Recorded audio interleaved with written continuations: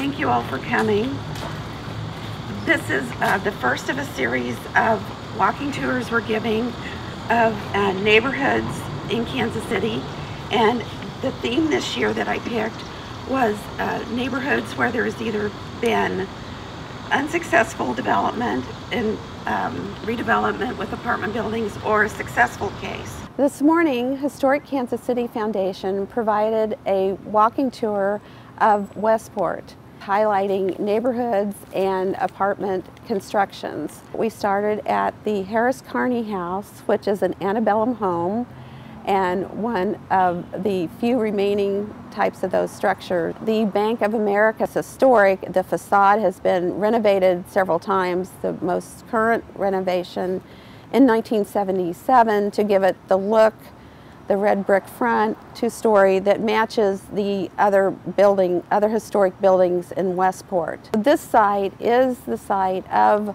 the new proposed Opus development, which will be a 6-story apartment building with commercial on the ground floors.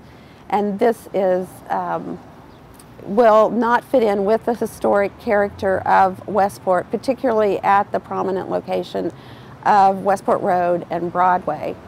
Pennsylvania, across from Manor Square, where you know as the Tivoli Theaters and the Char Bar. And there is another proposed development for this site, which will be a 7-story to 9-story apartment building on the west side of the Manor Square building and parking garage.